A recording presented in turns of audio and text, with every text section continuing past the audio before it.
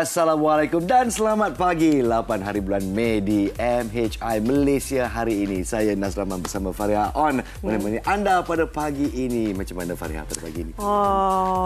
Kita rasa berat lah badan kita. Berat ya? Ya, berat badan. Apa yang berat? 17 Syawal.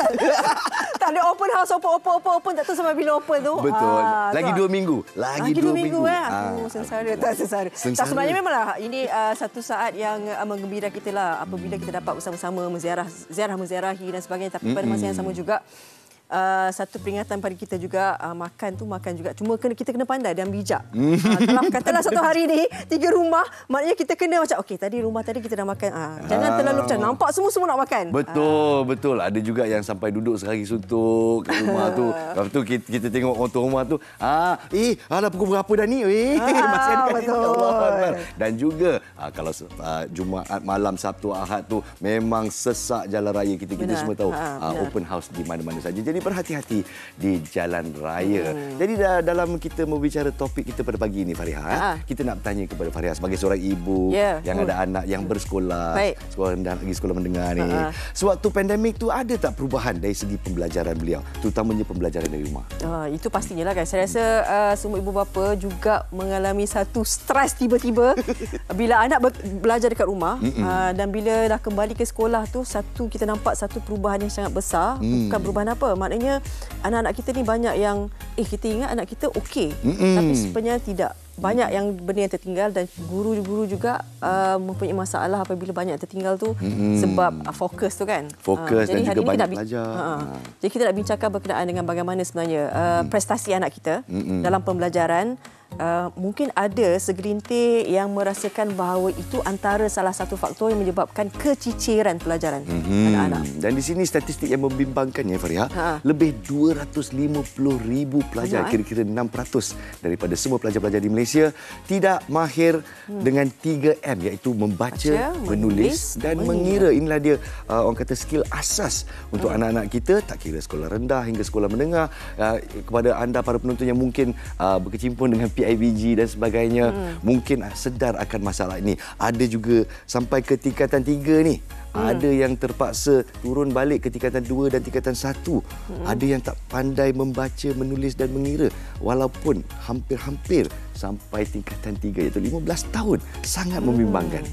Dan mungkin juga kerajaan ada satu perancangan bahawa murid-murid ni perlu sampai ke sekolah menengah. Kan sekarang ni kan sampai 12 tahun sekolah rendah kan. Tapi takut masalah keciciran sebab sekarang ni kita perlu seiring. Mungkin ada usaha daripada KPM sendiri, daripada pihak pendidikan dan juga sekolah guru-guru, tapi kesedaran ibu bapa juga sebenarnya penting. Sangat penting. Bagaimana perlu mengetahui anak-anak ini perlu meneruskan pembelajaran persekolahan. Kalau tidak, nanti masa depan di negara nanti mereka akan bekerja dalam pekerjaan yang bukan profesional. Dan juga kita bercerita tentang lost generation atau generasi yang hilang. Jadi di sini kita akan berbicara dan insya-Allah kita akan buka talian buat anda semua. Silakan hubungi kita di 0377261603. Facebook pun ada, Instagram pun ada untuk anda tinggalkan komen. Insya-Allah kita akan bicarakan komen-komen anda dan kalau ada soalan-soalan tu untuk tetamu kita pada pagi ini ya. Okey, di samping itu juga sebab sekarang ni kan cuaca sangat panas. Malam tadi memang panas. Tak boleh tahan.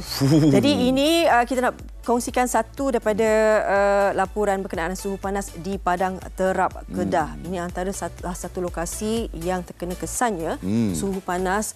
Sampaikan ada pengusaha pisang kan. Pisang tu pasti mendapat kesan yang teruk daripada kerugian dan sebagainya. Ada juga musim panas ni memberi rezeki kepada mereka ni umpama macam asam keping asam keping. Kalau ada matahari tu memang syok lah nak buat asam keping. Tapi terjejas ataupun tidak, 37 darjah Celsius di kawasan utara. Sangat hangat orang kata orang utara. Apa kata kita lihat bingkisan kita buat waktu ini. Silakan.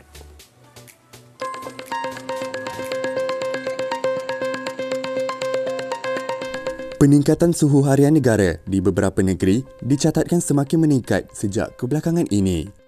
Suhu purata di antara 35 darjah Celsius hingga 37 darjah Celsius kini sedang berlaku membabitkan daerah Padang Terap di Kedah.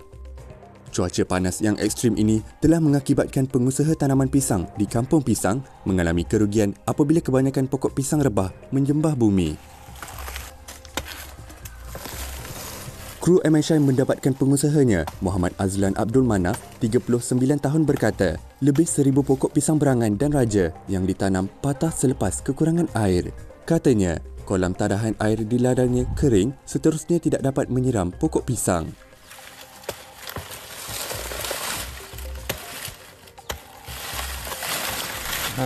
Saya tanam pisang ni 5,000 pokok. Tapi yang rosak tu adalah 1,000 lebih, 1,000 pokok. Musim kemarau ni dia kan air kurang, patah tandan, buah tak dan nak besar. Buah tak dan tu patah. 40,000 kat rugi bulan musim kemarau ni. Pisang ni dia kena air banyak, tapi kita ada kolam-kolam pula air tak cukup. Hujan pula kurang. Itu yang air tak cukup, patah habis tandan tu. Keadaan ini juga memaksa penduduk mengubah jadual aktiviti harian, terutama melakukan pekerjaan di luar rumah. Menurut kontraktor pembinaan jalan, Muhammad Khairul Nizam Ismail, 41 tahun, dari kampung Bendang Raja, jadual kerjanya yang bermula seawal jam 7.30 pagi terpaksa berhenti pada jam 11 pagi kerana tidak tahan dengan suhu panas. Katanya, jika meneruskan pekerjaan di tengah terik matahari, dibimbangi akan diserang strok haba. Malah, kata anak jati Padang Terap ini yang telah 20 tahun melakukan kerja kontrak mengakui tidak tahan dengan cuaca panas mencecah suhu sehingga 37 darjah Celsius. Kira 2-3 hari ni kira memang suhu ni tinggi . Sebabnya kita duk kerja tengah panas pun memang panas lah. Oh dia bahang. Dia bahang kira ayak kalau 2 botol tak cukup kalau kita kerja tengah panas. Memang tak cukup. Dia pagi tu dia rasa dah. Awal-awal pagi tu kalau nak panas tengah hari tu pagi tu memang rasa dah. 9 tu rasa dah. Pukul 9 tu memang dah panas dah. Memang panas tak sampai tengah hari lagi pun dia dah panas dah. Tengah hari telah lah kan. Pagi tu pun dah rasa bahang dah. Perkara sama turut diakui pemandu jengkaut alias Abdul Rashid, 42 tahun, di mana sebelum ini dia hanya membawa bekal hanya sebotol air. Tetapi kali ini dia terpaksa membawa lebih. Katanya, dia terpaksa minum air banyak bagi mengekalkan lembapan dalam badan. Selalu kita buat kerja taklah mencengkam sangat, taklah sakit sangat kulit ni kan. Lah ni dengan kulit pun pedih, hitam habis tangan-tangan ni. Sebab memang bahang lah tengah hari tu, memang panas. Panas dia luar biasa sikit pada biasa tu. Memang saya kata kalau tengah hari tu memang kena minum air banyak. Selalu kalau bawa sebotol tu, kita cerita lah ni kena bawa 2 botol. Kena bawa 2 botol. Namun sebaliknya, bagi pengusaha asam keping, Jariah Yahya, 70 tahun, cuaca panas memberi limpahan rezeki buatnya. Jariah yang lebih 15 tahun mengusahakan perniagaan itu berkata, proses menjemur asam keping lebih cepat berbanding sebelum ini menjangkau 4 hari. Katanya, asam keping akan mudah rosak dan berkulat sekiranya tidak mendapat cahaya matahari sepenuhnya. Selamat kering lah, tak beras kan? Payah kering lah. Dia rusak lah buah keping tu kan. Dia jadi kulat. Dia tak panas. Cahaya matahari tak ada. Ada yang kena buang lah. Kadang hitam kan buang lah. Rosak. Tak boleh nak buat makan lah. Hitam. Marah hari ni elok lah kering. 2-3 hari lah kering elok. Boleh operasi sifat lah.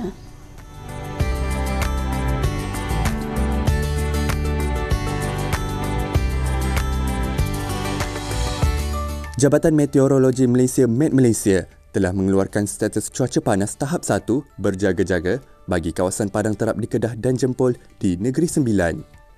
Menurut data jabatan itu, gelombang haba tahap kuning merujuk kepada suhu maksimum harian melebihi 35 hingga 37 darjah Celsius untuk sekurang-kurangnya tempoh 3 hari berturut-turut.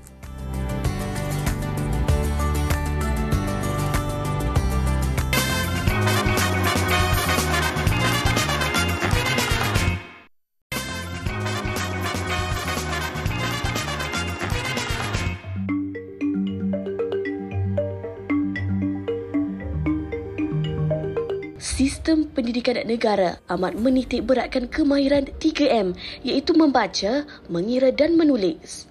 Tahap penguasaan kemahiran ini sangat penting terutama bagi murid tahun 1, 2 dan 3 kerana ini akan menentukan tahap pembelajaran murid hingga peringkat seterusnya.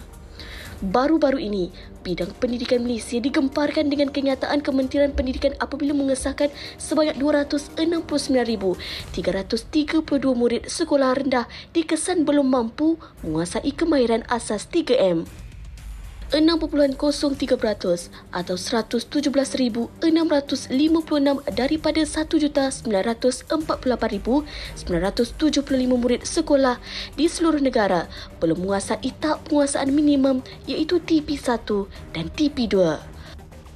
Bagi subjek matematik, 6.08% atau 151,676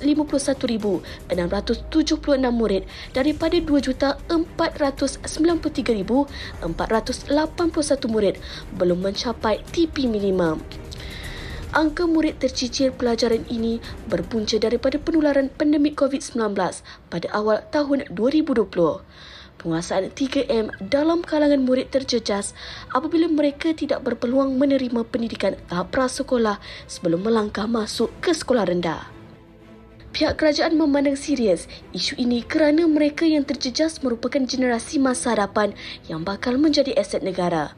Pelbagai inisiatif telah diambil kerajaan bagi mengatasi isu ini. Kementerian Pendidikan telah melaksanakan program Bantu Baca, program pemulihan khas dan program literasi dan numerasi PELAN. Selain kerajaan, ibu bapa dan masyarakat sekeliling harus memainkan peranan penting dalam membendung masalah penguasaan 3M. Perhatian dan masa perlu diberikan secukupnya agar jumlah murid tercicir ini dapat dikurangkan dengan lebih efisien. Tanggungjawab penguasaan kemahiran ini tidak boleh diletakkan sepenuhnya ke atas guru semata-mata. Kerjasama antara semua pihak seharusnya dipergiat agar dapat membantu menyelesaikan perkara ini secara menyeluruh bagi masa hadapan negara yang lebih cerah.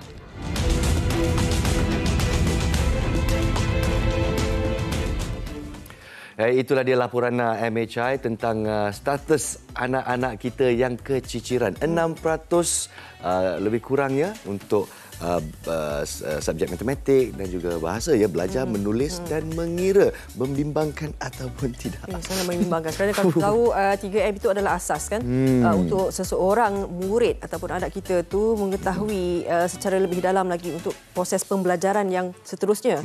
Kan? Jadi tadi disebut juga antara faktornya adalah ketika pandemik. Mungkin itu juga faktor yang cukup besar. Apatah lagi kalau masa tu kalau anak-anak kita yang baru nak masuk sekolah tapi tak masuk sekolah. Tak masuk sekolah. Ada pula ibu dan bapa yang mungkin tiada peranti, tiada sambungan internet yang sesuai dan sebagainya. Infrastruktur menjadi tanda tanya. Jadi kita juga akur dengan juga kesusahan para guru, ya, dalam mengajar anak-anak yang keciciran ini dengan kelas yang terlalu besar sekarang ni. Kalau darjah 1 saya dengar ada kelas yang sampai 57, 58 budak-budak.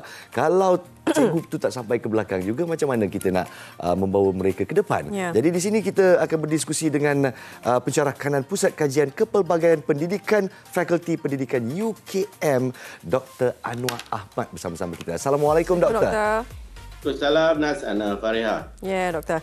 Okey, tadi sedikit Selamat Hari Raya. Selamat Hari Raya, Doktor. Allahu Akbar. Okey, tadi sedikit bisa kita kongsikan, Doktor, berkenaan dengan angka yang cukup besar juga berkenaan dengan keciciran ini dan juga antara faktornya ketika pandemik. Mungkin kita nak tahu juga, Doktor, adakah masalah keciciran ini berlaku baru sekarang je ke? Disebabkan pandemik je ke? Ataupun sebenarnya benda ni, isu ni sudah berlaku pada dulu lagi. Cumanya mungkin semakin kritikal kerana pandemik. Betul. Baik, kalau kita lihat lagi sejarah pendidikan negara kita, keciciran ni dah berlaku lama. Malah kalau kita lihat di tahun 50-an, awal merdeka sehingga tahun 70-an tu, keciciran pendidikan ni sampai ke peringkat 60%. Maksudnya ramai anak-anak kita yang bersekolah rendah tu pada tahun-tahun 60-an, 40-an tu datang sekejap kemudian tak datang sekolah terus. Sebab tu kalau kita masih ingat pada tahun 1972, Kementerian Pelajaran Malaysia pada itu, mereka telah melaksanakan apa yang dipanggil sebagai kajian keciciran pendidikan tahun 1972. Ini arahan daripada kabinet pada waktu itu, dan apa yang berlaku adalah hasil daripada laporan itu. Beberapa langkah telah diambil lah untuk kita mengatasi masalah keciciran. Dan alhamdulillah hasil daripada tindakan daripada tahun 70 itu akhirnya kita dapat mengurangkan keciciran sehinggalah sekarang ni kalau kita lihat keciciran kita kurang daripada 10% lah. Itu satu tindakan usaha yang baik daripada pihak kerajaan. Khususnya daripada KPM pada waktu itu dan juga sepanjang tahun yang lalu lah. Ini usaha-usaha yang semakin berterusan. Dia tidak terhenti. Isu keciciran ini adalah satu isu berterusan dan kita kena pantau pada setiap masa. Kalau tidak, dia akan berkembang ataupun membiak. Jadi kalau kita lihat secara umum, Fariha, kalau boleh saya kongsikan, sebenarnya keciciran ini dia ada dua bentuk. Bentuk yang pertama dia panggil keciciran persekolahan. Maksud dia tercicir daripada alam sekolahan. Dia berhenti sekolah lebih awal. Sepatutnya sekolah rendah 6 tahun. Tapi mungkin dia masuk 3 tahun, kemudian dia berhenti sekolah. Banyaklah faktor-faktornya, nanti kita boleh bincangkan. Yang keduanya adalah keciciran pembelajaran. Ini yang lebih serius sebenarnya sebab kita suka nak mengesan keciciran pembelajaran. Maksudnya anak ni datang ke sekolah tapi dia tercicir. Dia tak belajar, dia tak menguasai apa yang disampaikan oleh guru dan seperti yang kita disebut oleh Nas tadi, misalnya 3M kan. Dia datang ke sekolah tapi dia tidak menguasai 3M. Jadi tak boleh membaca dengan baik, tak boleh menulis dengan baik, tak boleh mengira dengan baik. Jadi ini juga satu bentuk keciciran yang kita panggil sebagai keciciran pembelajaran. Datang ke sekolah tapi tidak ada pencapaian dalam pembelajaran dia. Yang pertama tadi kita panggil keciciran persekolahan. Itu berhenti teruslah. Berhenti sekolah ni ada dua faktor utama lah kalau ikut kajian. Yang pertama ni sebab dia miskin. Datang dari keluarga miskin. Jadi ibu bapa tidak mampu untuk menyara sekolah anak-anak. Jadi anak-anak ni akan berhenti. Biasanya di peringkat sekolah menengah, banyak kajian menunjukkan bahawa anak-anak lebih cenderung ataupun peratusnya lebih tinggi di sekolah menengah. Sekitar 3, sekitar 4. Ramai yang berhenti sekolah. Kerana ada yang miskin dan mereka nak bekerja segera untuk dapat upah dan sebagainya. Jadi kalau keciciran persekolahan dia kurang. Tapi dia lebih kepada ciciran pembelajaran. Jadi kalau kita lihat dua faktor ini yang tadi diceritakan oleh doktor, ya Fariha, keciciran daripada pembelajaran dan juga keciciran dari persekolahan. Jadi semua ini kita boleh rangkumi, maklumlah kita baru saja keluar daripada pandemik COVID-19 dan kita juga faham akan apa dilalui oleh ibu dan bapa. Kita sendiri pun ibu dan bapa juga, ya. Jadi adakah ini antara punca-puncanya dan apa lagi yang kita tersasar atau tercicir? Betul Nas. Sebenarnya pandemik selama lebih kurang 2 tahun setengah ni, sekolah kita ditutup lama, lebih kurang 250 hari berterusan. Jadi memang dia memberi kesan kepada pembelajaran anak-anak kita, khususnya apa yang Fariha sebut tadi, anak-anak di tahun 1, tahun 2. Sebab mereka baru masuk sekolah, belum kenal secara lengkap lagi membaca, menulis, mengira, tiba-tiba sekolah ditutup. Jadi apa yang berlaku itu menyebabkan mereka tidak ada kemahiran membaca. Ini memang berlaku dan kalau kita lihat berdasarkan banyak tinjauan yang telah dilaksanakan termasuk daripada KPM sendiri menunjukkan bahawa berlaku peningkatan dari segi bilangan murid-murid yang keciciran 3M ini. Jadi bilangan mereka meningkat khususnya di peringkat sekolah rendah. Jadi memang KPM telah mengambil beberapa tindakan yang saya fikir tindakan yang baik. Misalnya diadakan plan. Plan ni maksud dia program literasi, numeracy untuk anak-anak kita catch up supaya mereka dapat segera membaca. Juga banyak program-program like outreach program, menyediakan bahan-bahan bacaan yang lebih banyak. Dan guru-guru pemulihan kita lakukan itu untuk memastikan anak-anak yang ketinggalan ini dapat segera dipulihkan jadi mereka dapat berada bersama rakan-rakan yang lain yang normal ataupun yang mempunyai tahap 3M yang baik. Okey, itu antara sebahagian daripada langkah-langkah yang dah ambil kan, macam outreach dan sebagainya, kelas pemulihan, kelas pemulihan dan sebagainya. Tapi doktor, kita nak tahu juga dalam keadaan sekarang ini kan, kalau kita lihat isu keciciran pembelajaran ini umpama perlu diberikan penekanan kepada ibu bapa, kepada pihak sekolah, kepada guru-guru dan sebagainya. Tetapi bagaimana? Apa lagi sebenarnya kalau boleh dibantu? Kan? Sebab kadang-kadang segelintir, sebab tahu doktor, ibu bapa bekerja sepenuh masa sekarang ni kan. Jadi kadang-kadang bila dah kedua-duanya bekerja, kadang-kadang tak sempat nak tengok anak dan sebagainya. Apa lagi sebenarnya program yang boleh kita suntik untuk memastikan bahawa keciciran pembelajaran ini dapat diatasi, diselesaikan? Okey, baik. Terima kasih. Yang pertama sekali, bahagian yang besar yang menjadi faktor kepada keciciran pembelajaran ni, kita tahu dia adalah datang daripada keluarga yang miskin. Itu yang pertamalah. Jadi kalau kita tengok memang dilakukan banyak agenda membangunkan ataupun membantu keluarga daripada B40 ni untuk murid-murid, bantuan awal persekolahan, bantuan peralatan pembelajaran dan sebagainya. Itu yang pertama. Yang kita kena bantulah berterusan keluarga anak-anak B40. Sebab tu KPM pada saya kena ada data raya ataupun senarai data bilangan murid-murid yang berada dalam kelompok ini. Supaya apabila berlaku, misalnya sekarang kita berlaku banjir misalnya kan, bulan ini akan rentan ataupun vulnerable. Maksudnya mereka mudah terjejas disebabkan oleh kemiskinan tadi. Jadi mereka tak dapat hadir ke sekolah dan sebagainya, macam banjir baru ni kan. Begitu juga dengan sekarang kita bercakap soal cuaca panas, mungkin ada sekolah ditutup misalnya.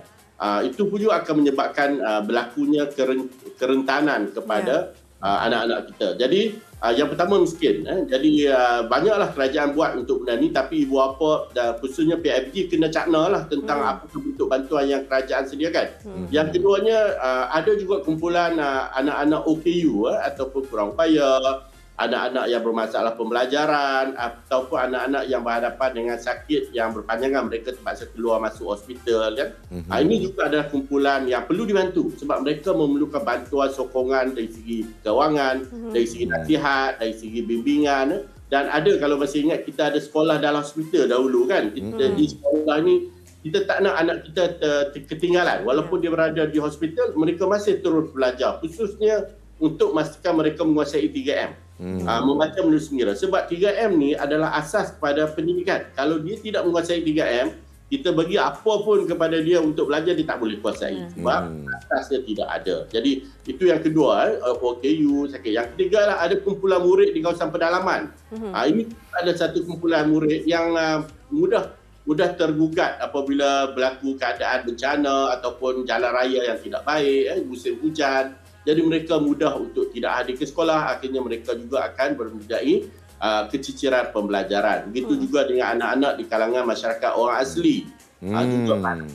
Jadi kalau kita lihat banyak sebab yang menyebabkan berlakunya keciciran pembelajaran ini, dan setiap satu itu memerlukan solusi ataupun penyelesaian yang berbeza-beza. Tetapi setakat ini kalau saya lihat kepada apa usaha yang dilakukan oleh PM itu, memang ada usaha. Dilihat untuk orang aslinya ada, untuk anak-anak OKU-nya ada. Kita bersyukurlah kerana kita mempunyai sebuah kementerian yang dapat memberikan fokus kepada usaha membantu kumpulan yang memerlukan. Tapi itu usaha ini tidak cukup sebab bilangan yang keciciran pembelajaran itu sangat besar, ratusan ribu. Jadi usaha ini tidak hanya tertumpu kepada KPM. Ibu bapa, pemimpin masyarakat setempat perlu juga bersama untuk membantu supaya anak-anak yang keciciran 3M ni kita dapat bantu dengan segera. Dan insya-Allah kepada ibu bapa yang sedang menonton sekarang ini, harap-harap tidak melatah terlalu cepat kerana ini merupakan suatu masalah yang dihadapi seluruh dunia ya. Dan kalau kita tengok umum mengetahui tiap-tiap tahun peruntukan belanjawan untuk sektor pendidikan memang antara yang tertinggi setiap tahun. Tahun ini 2023 55 bilion. Jadi dalam usaha kerajaan untuk memberi dana untuk membangunkan sektor pendidikan, kita juga tumpukan perhatian kepada tenaga kerjanya, guru-guru yang berkhidmat. Dan kita ibu bapa pun kita akur dengan dedikasi guru-guru kita untuk mendidik anak-anak kita walaupun pembelajaran dan pengajaran dari rumah sewaktu pandemik dan sebagainya. Kita akur. Tetapi adakah ia mencukupi? Terutamanya kalau kita nampak ada di antara guru-guru, sebahagian besar guru-guru yang masih menggunakan kaedah tradisional. Kita juga tahu 50 anak-anak nak jaga tu memang susah. Pendapat doktor, silakan. Ya, betul. Salah satu cabaran utama kepada sistem pendidikan kita, terutamanya di peringkat sekolah rendah adalah bilangan guru dengan nisbah murid yang agak tidak stabil. Kalau yang terbaiknya adalah satu guru kepada 20 murid. Itu yang cantiklah dalam bilik darjah kita. Itu telah dipiawaikan oleh pakar-pakar pendidikan di peringkat antarabangsa. Satu guru pun 20 murid. Ada negara di dunia yang cuba bergerak ke arah yang lebih baik. Satu guru 16 murid. Dia orang sedang mencapai tahap itu. Tapi kalau satu kelas itu satu guru sampai 45-50 murid, memang tidak akan ada kemungkinan untuk guru memberikan perkhidmatan dia yang terbaik. Disebabkan oleh satu adalah bilangan murid yang ramai, yang keduanya adalah masa yang pendek. Kalau kita lihat sistem kita, matematik misalnya 40 minit. Dalam 40 minit tu guru terpaksa melakukan berbagai perkara, mengajar, memantau, menilai. Dia perlu melakukan berbagai perkara. Jadi dia tak sempat nak bagi yang terbaik kepada anak-anak kita. Mungkin ada satu lagi faktor, Doktor, kalau saya boleh sampuk sikit. Kesuntukan guru-guru yang berwibawa. Seramai 10,000 guru. Kita tak cukup 10,000 guru di negeri-negeri seperti Johor, Selangor dan sebagainya. Macam mana? Ya, betul. Satu cabaran. Kita walaupun kita nampak 2 tahun turut daripada tahun 2022-2023, kita membuat pertambahan guru. Yang pertama seramai 18,000, 17,000 lebih. Kemudian sekarang kita buat 19,000. Itu pun sebenarnya masih belum mencukupi. Khususnya di sekolah kawasan bandar. Sebab sekolah kawasan bandar ni sekarang ni dah jadi sekolah yang sesak murid. Ada guru yang dah ramai guru lah yang burn out. Dah tak boleh nak cope dah sebab terlalu banyak kelas yang dia kena ajar, terlalu banyak perkara yang dia kena uruskan untuk pendidikan anak-anak kita. Sebab itu pada saya penekanan kepada menambah bilangan guru yang berwibawa seperti yang Nas sebut tadi. Kita tak nak ambil guru sandaran je kan. Kita nak guru-guru yang betul-betul option dia itu adalah guru mata pelajaran tersebut. Dia dapat mengajar dengan cara-cara yang terkini, teknologi terkini kan. Jadi dengan ini anak-anak kita akan rasa seronok untuk belajar. Anak-anak kita sekarang ni dia terdedah kepada teknologi. Jadi kalau dia di rumah ada teknologi, ada gadget, semua dia belajar melalui banyak info daripada internet. Pergi ke sekolah dia dengar cikgu cakap je 40 minit, dia tidur lah. Dia tak seronok dia tak seronok nak belajar dengan cara yang lama macam zaman saya dulu lah misalnya kan. Jadi tak boleh. Cikgu hari ini kena berubah dengan berasaskan teknologi. Teknologi dah jadi papan hitam lah hari ini. Jadi kalau tak ada teknologi pendidikan dalam classroom tu, murid-murid tidak akan enjoy, tak akan seronok, tak akan berminat untuk meneruskan pembelajaran yang 40 minit ataupun 2 masa panjang, masa 1 jam lebih. Masa dengar ada cikgu cakap. It's not.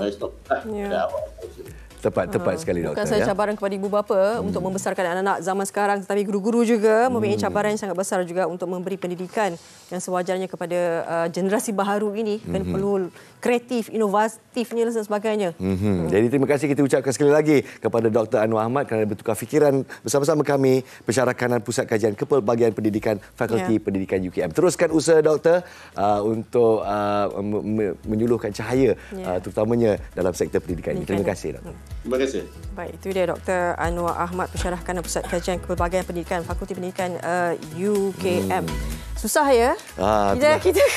Kita faham kadang-kadang guru-guru betul sangat berbeza Nas. Masa zaman kita dulu kan, kita tahu kalau kita tak buat homework, cikgu dah report kat mak bapak. Sekarang ni guru pun terlalu ramai murid sampai dia pun tak berkesempatan untuk bagi tahu puan anak puan ni tak buat homework, puan anak puan ni bermasalah. Tak ada lah. Dan kalau dulu kita bergantung kepada markah-markah daripada exam dan sebagainya, tapi sekarang pula melalui assessment. Jadi kita lihat komen-komen daripada cikgu-cikgu yang harus memantau lebih daripada 50 budak-budak. Kadang-kadang nama pun tak ingat. Macam mana dia nak ingat ciri-ciri anak-anak kita juga. Jadi harapnya penyelesaian daripada Kementerian Pendidikan Malaysia, kami menanti dan masih menanti.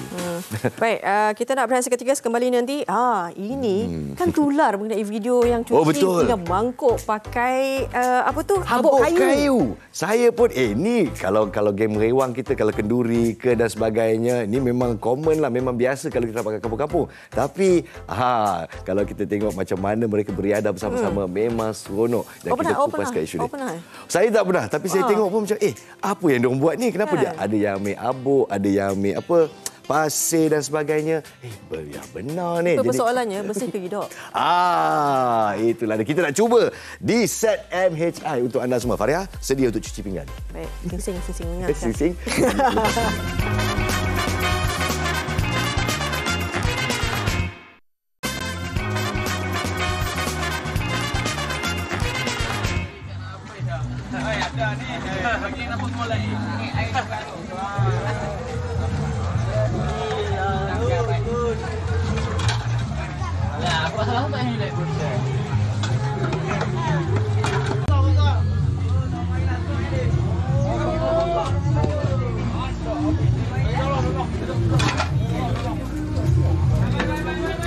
Kita antara video yang tular baru-baru ini pada 1 Mei yang lalu, kata buat kulit kenara ni rewang-merewang. Tiba-tiba cuci pinggan mangkuk pakai habuk kayu.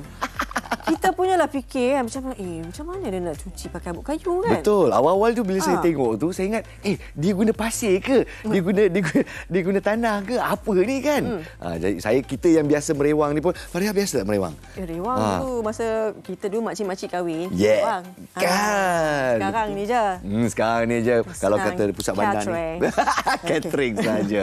Tapi masih wujud alhamdulillah dan kita bersama dengan si Polah yang menularkan video tersebut. Kita bersama dengan Encik Muhammad Hanif Baharul Wafi. Assalamualaikum Hanif. Okey, yang di bawah tu kalau nampak kita ada juga nak tanya juga. Kita perlu pakar yang mengatakan bersih atau tidak. Profesor Dato' Dr. Taufik Yap Zulnihin merupakan Ketua Pusat Penyelidikan Sains dan Teknologi Katalisis UPM. Terima kasih Doktor kerana bersama kita, Profesor. Okey, kita nak bertanya kepada Tuan Hanif dululah. Apa cerita yang jadi ni? Siapa yang kahwin? Berapa banyak orang? Dan kenapa guna habuk kayu? Sabar. Apa cerita? Okey, Assalamualaikum semua, selamat pagi. Assalamualaikum. Based on video yang viral kan, saya pun tak expect viral. So dia dekat satu kenduri, sahabat saya, antara Hasif dan juga Aisyah di Kampung Jong, Gerik, Perak. Di Gerik lah. So benda ni bagi saya normal lah kan. So saya tak pasti yang orang kat luar sana pernah nampak ke tak. So benda tu saya just record and post dekat TikTok dan media sosial lain. Tiba macam ramai orang tengok kan. Tiba yang komen macam-macam tanya. Kata guna pasir ke, ada yang kata guna Milo ke. Milo. Ada guna Milo, betul cakap bersih ke kan. So sebenarnya kita memang gunakan habuk kayu, bukannya pasir, bukannya Milo. Kita gunakan habuk kayu tu, tapi dia hanya satu step saja untuk basuh pinggan. Dia ada banyak lagi step lain sebenarnya. Apa? Dia kalau pinggan kotor tu kan, lepas makan nasi minyak tu, lepas tu apa langkah-langkah dia? Dia proses dia, dia ada, kalau kenduri dewan ni dia ada orang kata penyangga lah kan. So bila dah makan tu dia letak satu bekas, and then bekas tu dia akan letak dalam tempat yang kita duduk ni, dekat pasir, dekat habuk kayu ni, and then dia akan buang sisa. And then first step dia kita akan gosok guna habuk kayu dulu. So fungsi dia sebenarnya untuk buang minyak yang lekat dekat pinggan tu. First step. And then second step kita akan pergi ke letak pinggan tu dalam satu macam tong lah. Dalam tong tu ada air sabun. Dia proses sama je. So air sabun, and then next step kita bilas dengan air bersih, and then keringkan. So dia bukanlah guna habuk kayu semata. Itulah sistem dia. Tapi saya tergelak bila Hanif kata ada orang kata Milo. Sebab orang tu memang tak biasa pergi kedai beli ke. Papa Kedana banyak Milo macam tu. Allahuakbar. Okey Prof. Kita dah tunjukkan tadi. Mungkin Prof ini ada pertama kali ke tengok? Profesor pernah nampak tak? Biasa benda ni. Saya tak pernah tengok, tapi saya dah tahu bahawa bila saya sekali tahu, ni memang tak ada masalah dengan penggunaan habuk kayu. Sebenarnya habuk kayu itu mempunyai kuasa menjerap dan menyerap yang baik sebenarnya. Dan digunakan di dalam industri untuk menjerap tumpahan minyak. Sama ada tumpahan minyak itu terletak di kawasan lantai ataupun minyak di kawasan lautan yang luas. Maknanya ditaburkan sebuk kayu itu, dan sebuk kayu itu boleh menjerap minyak yang tertumpah itu sendiri. So bukan satu yang pelik lah, tetapi memang itu satu kuasa yang cukup menarik daripada habuk kayu itu sendiri. Jadi bukan saja kita guna untuk kerja kahwin, jadi digunakan dalam industri dan sektor-sektor seperti manufacturing dan sebagainya ya? Ya, betul. Okey. Itu satu yang kita baru je belajar pada hari ini. Macam mana, Prof? Kalau lihat ada oil spill, pertumpahan minyak, dan satu cara yang disyorkan ialah menggunakan habuk kayu. Habuk kayu, kita taburkan habuk kayu di kawasan yang berminyak kan. Lepas sapu kan, mungkin minyak pun hilang. Wah. Saya macam tak, saya was-was lagi lah. Itu tadi was-was Kena cuba ke apa? Itulah. Okey. Kita ni kan mak-mak kan cucu pinggan. Ya tak ya. Okey, apa kata? Tiba. Doktor, profesor, kita akan put the theory to the test, orang kata. Okey. Siapa makan pagi-pagi ni? Saya dah sediakan pinggan yang kotor. Kita pergi kantin tadi. Siapa makan nasi lemak? Bawa sini, bawa sini, bawa sini. Siapa yang makan pagi-pagi tak mau bawa pinggan? Oh, itu dia. Okey. Dia. Ini dia kena guna plastik tangan Okey, sebab untuk saya dia kena guna air tangan baru dia lebih afdal. Macam memasak juga. Okey, jadi kalau kat sini kita teknik dia Hanif. Cakap kalau teknik saya salah tau. Tunjuk ada minyak tak? Tunjuk minyak. Nampak ni. Kisar minyak. Okey, kita ambil yang lagi minyak lah, paling berminyak. Itu dia. Saya ada sambal-sambal lagi kalau nampak. Oh, tu dia. Saya boleh bau lagi sambal dekat sini. Jadi, senang kita gosok je Hanif. Betul, gosok je. Gosok je. Gosok je. Kita cuba rasa. Kepada penerbit kita yang berjaya. Tak, sebab kita kena kaup dia dulu. Kaup dia dulu macam ni kan. Sebab sambal kan. Okey. Dan saya tak tahu macam mana penerbit kita yang tinggal di ibu kota jumpa habuk kayu. Terima kasih. Ambil banyak sikit. Banyak dah banyak-banyak kan, Nip? Itulah dia. Memang kita sentar dia sampai minyak dah habis. Tapi dia senang je sebab dia serap minyak kan. So, sampai dia. Kalau dulu pinggan ini penuh dengan minyak, betul lah. Dia bakal menyerap semua minyak dia. Kalau setiap kali kenduri kendara ni dekat kampung Jok Gering, berapa kilogram, berapa tan habuk kayu yang harus digunakan? Selalunya kalau untuk satu kenduri tu, kita ambil dekat kilang dalam guni gula tu. So dalam 4 ke 5 guni lah selalunya. Okey. Jadi apa tu antara kenapa kita guna habuk ni adalah juga saya bayangkan, saya pernah berewang dan tak guna habuk lah. Dan kita ada sistem juga cuci pinggan, basuh pinggan. Tapi memang kita celup dalam air yang sudah pun berminyak. Itu antara masalah dia kan, betul tak? Betul. Okay, saya ada perbezaan lah. Saya nak tunjuk bukti. Belakang ni tadi abang ni dia tak gosok pakai habuk kayu. Allah, kat belakang tak saya lupa. Nampak bekas minyak. Nampak bekas minyak. Masih ada minyak-minyak. Saya geram siapa makan nasi lemak tak beritahu ni. Yang depan ni tak ada. Tak ada, habis, hilang. Tak ada. Lepas tu yang saya suka tu macam Hanif katakan. Belakang ni ada. Tengok air dia. Air dia masih bersih. Masih bersih, tak ada minyak-minyak dan sebagainya. Bagus. Jadi inilah dia kebaikan kalau kita guna habuk kayu ni.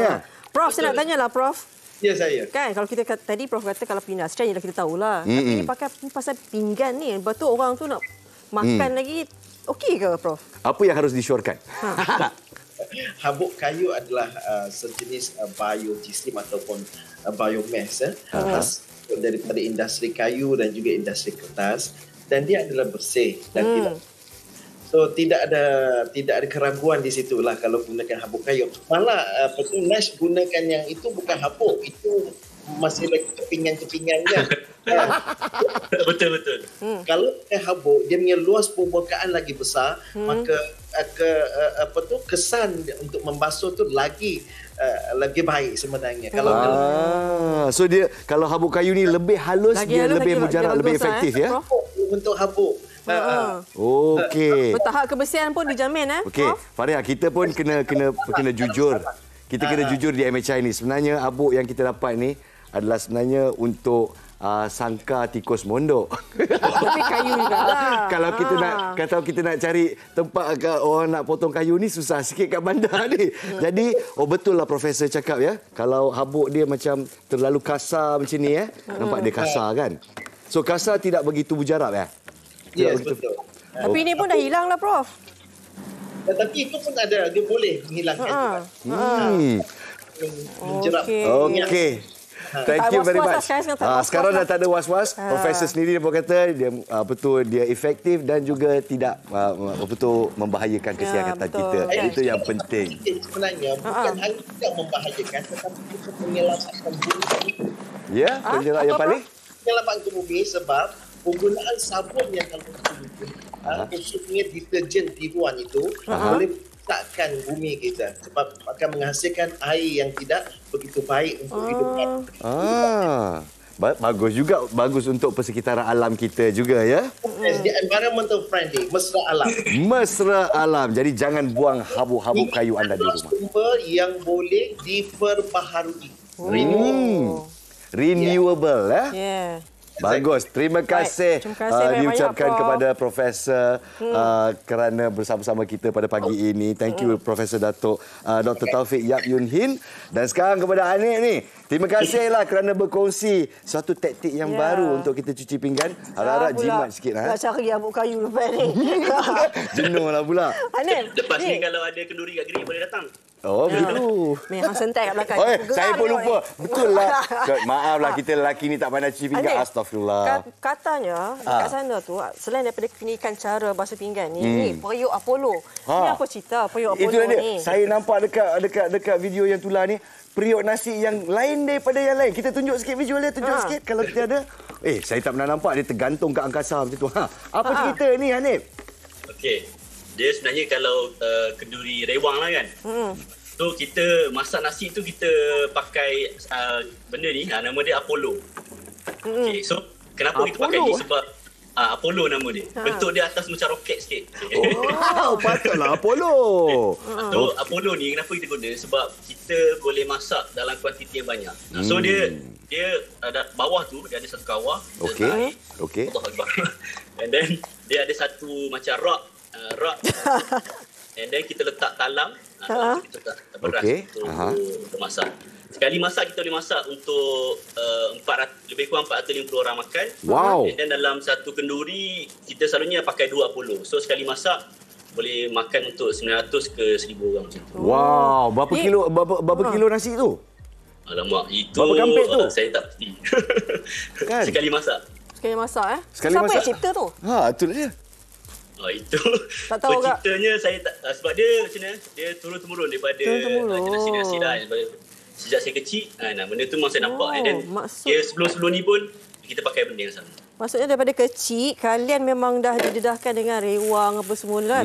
Lepas tu ada pula rewang. Saya banggalah sebab anak-anak muda sekarang dekat kampung tu masih lagi mengkalkan. Kata rewang umbut. Itu umbut apa, Hanif?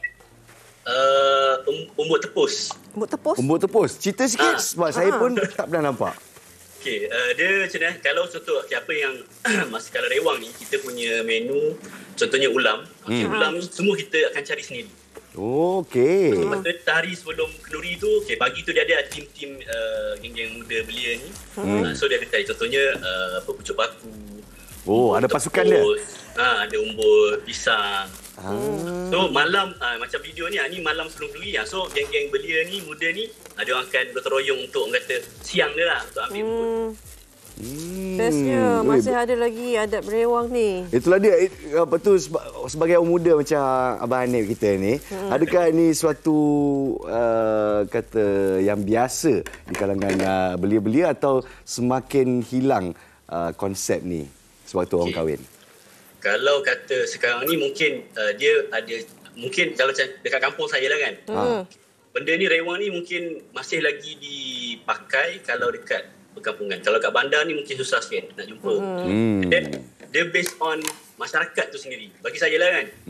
So sebab kalau dekat kampung ni kita masyarakat ni macam family, macam adik-beradik kan. So bila kenduri je jangan risau. Bila kita dah bagi tahu dah heboh satu kampung, so bila kenduri je insya-Allah akan ada yang turun untuk bantu. Alhamdulillah kerana kita lihat tradisi masih segar di Greek Perak, terutamanya kalau ada belia macam Encik Hanif ni yang terus orang kata memperkasakan. Hanif dah kahwin belum? Alhamdulillah dah. Alhamdulillah. Anak berapa orang? Merah betul muka ada. Baru insya-Allah bulan 7 ni. Moga dipundahkan semuanya. Ini antara nanti legasi juga ni merewang. Betul. Jangan lupa akan legasi ini. Teruskan merewang Encik Hanif. Anda menjadi pelopornya. Dah. Pinggan pun dah bersih. Jangan nampak ni. Cara menciutkan. Iut. Gitu. Terima kasih di atas kaedah baru ni. Dan saya pasti Fariha lepas ni akan cari abuk kayu. Jimat cermat kan cakap lu. Prof, terima kasih juga. Setia bersama kami, Prof. Ya, saya. Terima kasih kepada perkongsian ni. Okey. Selamat. Profesor kata selamat. Hanif pun kata selamat. Tak ada. Orang semua kat kampung pun pun senang nak kerja. Tak adalah air yang berminyak dan sebagainya. Okey. Baik. Okay. Kita dah berakhir sembangnya nanti ada lagi perkongsian yang kita ingin kongsikan. Tak, sekarang ni siapa makan tak cuci pinggan, please PM saya tepi. Betul. Saya kena pergi tuition ni sekarang. Rasa macam workshop pula macam ni. Macam ni. Okey, kita berehat seketika. Kita kembali selepas ini. Jangan ke mana-mana.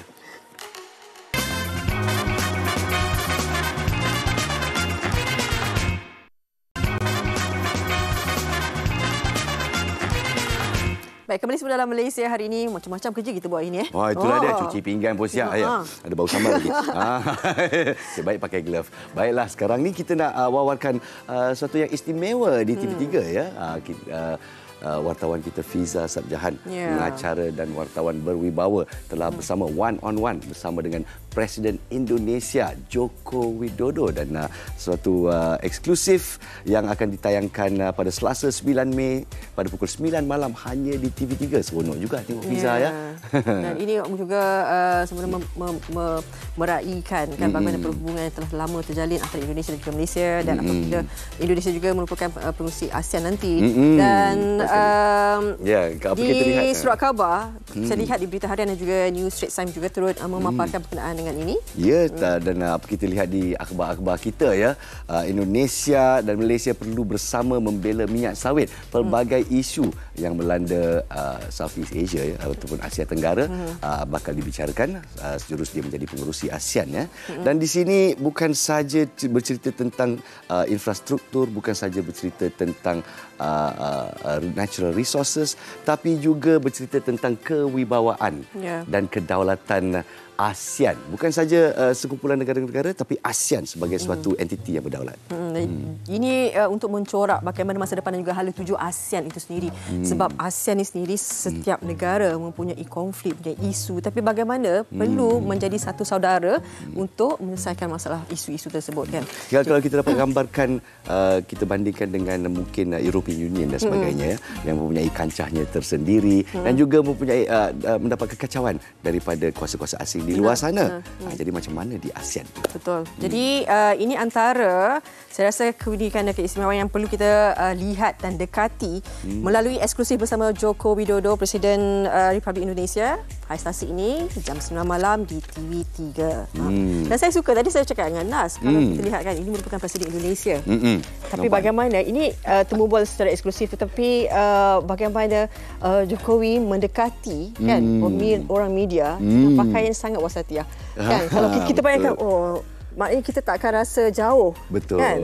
Betul. Jadi kalau kita lihat perwatakan Presiden Joko Widodo ini, beliau berasal dari kawasan Setinggan, yang membesar di kawasan Setinggan dan juga merupakan Presiden pertama yang dilantik yang bukan daripada dinasti politik dan bukan daripada golongan elit tentera. Disayangi rakyat sampai sekarang dan juga dilantik selama 2 penggal sekarang ini. Ya. Baik. Itu nanti kita akan saksikan nanti 9 Mei 19 di TV3. Dan esok esok golongan muda kan? Sakit pinggang tak? Saya dah sikit lagi nak hilang status belia saya. Sikit lagi. Masih ada rasa-rasa belia di sana.